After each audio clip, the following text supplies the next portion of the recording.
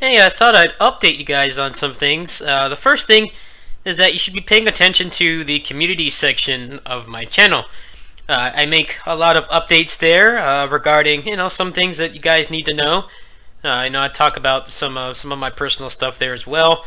But mostly it's updates about the channel. You notice I don't really make too many more of these talking videos.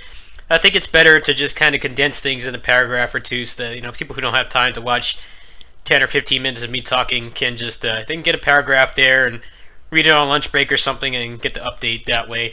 I will still be doing those videos from time to time if it is a topic or something that would probably be a really big ass wall of text. Then I will probably still use that format of videos, but the engagement with the community post has actually been pretty well, so that's going to be a pretty major change for a while. I do have some topics I want to talk about, so I will do it from time to time, but for the most part I'm going to be transitioning that method. So you can go ahead and post there. What's also nice is that they have you can also post photos. You can also post polls as well. I used to do a lot of polls a couple of years ago, and it was really hard to get engagement because I had to take people to an external site like Pollcode or Straw Poll or something to do it. They also have that there as well, so when I do things like giveaways, I'll definitely be kind of making the decisions via those polls. So definitely check that out. It should just appear in your subscriptions feed if you're on mobile. If you're on PC, I don't really go to the subscriptions tab that much, so I don't know where it appears, but you can also just click on the community tab on my actual channel page and it has all the information there. I'll be making another post today as well. So I thought I'd talk about my Switch lineup. I haven't really shown anybody my library in a while. I haven't been buying that many things to it, honestly. One of the big reasons is because I have GameFly now, so I can kind of just try out a lot of the physical games and stuff, and if I like them I can buy them for a discount. It's nice how GameFly has definitely improved. It seems like they have more copies of the niche games and stuff. I mean, I've seen like Warriors Orochi 4 for Switch. I was kind of morbidly curious about how bad that port is, but it's always on like low availability. But a lot of the other stuff I've wanted to play that I just didn't have the money for, or hasn't gone on sale, or both. I'll be probably rotating those in maybe throughout some of the dry periods. So January is going to be pretty stacked. On the 11th is going to be the Vesperia Definitive Edition. I will try to get that paid off at the beginning of next month. I am still kind of bound by the last like $86 I need to pay on my PC upgrade bill. I might look into doing a fundraiser marathon to try to just cushion the first, basically the first quarter of next year. There's going to be a ton of purchases. Maybe if I can raise like $100 or something, like that would pay for pretty much all of it, actually. That would basically pay for Vesperia DMC5. I could get that off CD Keys for like $39. And then Dragon Mark for Death is only going to be $30 for all 4 characters. It's probably going to be $40 for the physical version, but it's only $15 if you want one of the packs. So if I can raise about $100, that would be pretty awesome, but I need to think about the format to do that. I don't really do a lot of donation stuff that much anymore. Ideally it would be better to get Patreon backers, but I'll look into that. I'll probably make some community posts about that. Now the first thing is that on the 12th we're going to be getting the Draco update for 20XX on the Switch. I did some footage of him back when he came out on PC. He is a lot of fun. He's definitely the most mobile character. He has a little bit of a combo system as well. You can probably check my old videos if you want to know more about that. So I'll be covering that on the 12th. I went ahead and got Guac 2 for Switch. I don't really turn on my PS4 that much, and I had some extra money. I went ahead and bought groceries for the most of the month. So I went ahead and got this. I'll be doing a port review on this. I got like maybe quarter of the way through it on PS4 before I just got busy with other stuff. And I actually got it mostly for free. I think I only paid like $5 for it on PS4. Because I won a Dragon Ball FighterZ tournament at the beginning of the fall. I got like a $10 Amazon card, so I didn't really mind buying it again. It's basically the only time I paid full price for it. So that is going to happen on the 10th, so Monday I'll be checking that out. I bought Pokken Tournament DX off GameFly. I liked it enough to play it. The single player content is definitely a lot better than Dragon Ball Fighters. You know, it has the leveling up and stuff. There's like daily challenges and things.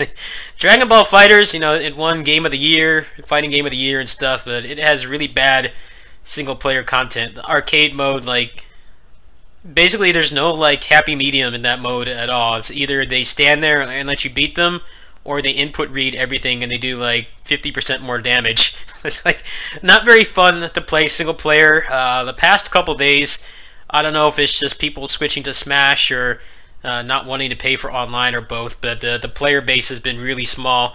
I was getting matches really consistently when I got it. I bought it on Thanksgiving Day from the early Black Friday sale for 25 bucks, and I've got my money's worth out of it already, but it seems like there's a lot less people playing it, so I'll probably try to transition to this for a while. I also have Blaster Master Zero. This is more for my personal use. As you can see, I have all the other non-Galgun indie games on here. I have Mighty Gunvolt Burst, which is like, this is like the first game I bought for my Switch when I got it at the beginning of this year. Then I have the Gunvolt pack physical, so I have this as well. The DLC characters don't look too interesting. I'll probably grab Gunvolt after I finish the game, but I don't really think it's too interesting to watch. I haven't really gotten any more acquisitions lately. Most of this stuff I've had for a while. A pretty big chunk of these are from content creator keys, like Danmaku I got from Danmaku Unlimited 3 I got from the developer, Code of Princess, Sword of the Guardian, let's see here, Astabri, Blade Strangers, Ninjin. I think everything else I paid for. Actually, no, I got Kikido from the developer as well. But everything else I paid for. So I think the Switch is nice. It's pretty easy to get Switch keys. I think you know, there's the Switch store is starting to get kind of full with crap, just like the Steam store is. They're not really doing any kind of curation. There's a lot of really low effort mobile ports and stuff on there. So the developers are actually after people who can show them, you know, can advertise the port quality and the games themselves. I don't really have any particularly bad ports. I mean, my experience with the ports has been pretty good, all things considered. Speed Brawl still needs some work, but they're talking about changing that game quite a bit, trying to make the game faster, new characters in the works and stuff. So I think this is one of the, I wouldn't call it a bad port. It's just it feels a little bit clunky still, the load times and the frame rate drops and stuff. But everything else has been really solid. Diablo, I think in particular, is like one of the best ports I've played on the console. Dragon Ball Fighters, I mean, aside from the dynamic resolution when you do a bunch of DACs, it does kind of stutter a little bit sometimes, but usually during times where it doesn't matter. Also, the netcode seems to be all over the place. Like, you get a 3-bar match and it'll still be like 8 frames of delay. So it's not really the platform you played on seriously, but I mean, it's fun to just play on the go. I mean, if you have a local FGC or something, it's worth getting it on sale. 25 bucks for it was a steal, especially since it only came out in like August or early September. I wouldn't have paid any more than that for it, honestly. I paid for full price for it on PS4, and I didn't like the game much. After a few patches, it's definitely in a better position than it was.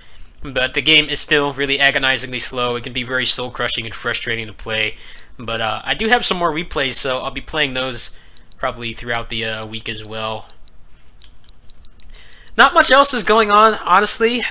This month is pretty barren. In a couple days, I will be doing the Dynasty Warriors 9 weapon DLC. I have to admit, the videos, they do look pretty boring. It doesn't really seem like they have added much of any kind of gimmick to them or anything to really set them apart from the other weapons, which is kind of a shame because the last 3 weapons, actually, aside from the whatever it was, I don't remember which weapon it was, but one of them was not particularly interesting. But they had the AMA piercers, which had the whole like one-on-one, you know, grabs type system mechanic, which is kind of cool. And then the sword and hook were kind of clunky, but at least they were somewhat unique. These new ones don't look that great, but I will check them out. I'm sure people are going to be expecting them right away. I will pay for them right away. I have the money for it and everything. I think it's only going to be like $13 for all 3 weapons. So I will do that as soon as possible. However, they probably will not come out until maybe like early morning on Friday. If I remember correctly, it didn't come out till like really late Thursday night, early Thursday morning. We're talking like 3 in the morning my time, so I'll probably have to get to it right when I wake up. I know that the Sacred Treasures for Warriors of Orochi 4, those were pretty late as well. I had to wait until pretty much like, I think 6 a.m. my time before they updated them. So I will do that as soon as I can. That is really the only major thing I will be doing this month. There's really not anything else going on, so I'm going to put some work into maybe arranging some kind of, fundraiser. Try to raise a little bit of money to kind of cushion all the stuff that's happening. My next major 3 purchases, like I said, will be in chronological order. The Vesperia Definitive Edition, I will be getting that on PC. The plan is, if I, by some miracle, raise extra money, I probably would get it on the Switch, but I think what's more realistically going to happen is that I will get it on the via GameFly, and I'll make a port review for it. Apparently, it's supposed to be a pretty good port. I have seen some footage of it several months ago when they first announced it, and basically it's going to be just like the old versions, where it will be it'll be native res, 720p and 60 FPS battles in portable mode, and then 30 FPS in town. I think it's going to be 30 FPS in town and fields elsewhere as well. I do think that is kind of a buzzkill, but I mean, it's not like you really have to do any kind of manual dexterity or frame perfect things in the field and stuff. So I think that's probably going to be one of the better ways to play the game. However, I think that much like the past 2 Tales games that they put out on PC, I think that cheat engine is definitely going to enhance that game quite a bit. I know people have a negative stigma towards cheat engine. I think sometimes when I mention cheat engine and stuff, people always think that it's always just like Game Genie stuff where you just give yourself like infinite health and money and stuff like that. I know there's a lot of people that just like to do that, but there are cool things you can do as well, like with Orochi.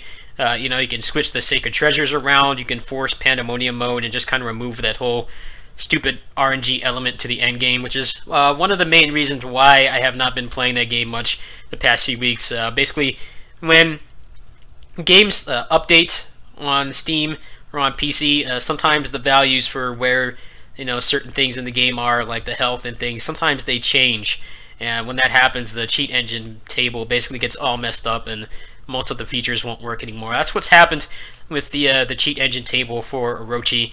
And ironically enough, I think like yesterday they put out an update that was just like a bug fix or something that was exclusive to PC. So that would have broken it again. So they're probably not going to update it again for maybe at least a couple weeks. So I'm hoping that there will be some kind of progress there. But for now, basically I will be doing Guac 2 on the 10th. I'll do a port review for that.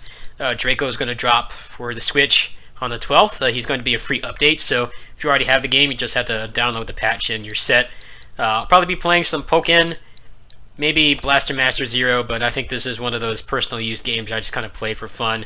I'll be doing some Rival Megagun 1cc attempts, and then the Dynasty Warriors 9 DLC when it drops on Thursday night or Friday morning. I'm not exactly sure when. The timing is very sporadic, even though they are in Japan, they tend to update the consoles first. So I'll be doing that as soon as I can. Go ahead and give me some feedback if you'd like me to do like another combo-thon or something to try to raise some funds to kind of cushion the next few months of purchases. What I had in mind right now was I'd probably do maybe some shmups. That would probably be like the last resort, kind of like what I did for the Switch fundraiser. I did the shmups last because I'm the worst at them. I'm not as good at them as the other stuff I play. I have like a bunch of theme stuff I could do. I could do like Bloody Palace runs on all the games I have. I could do tag combo based runs and stuff.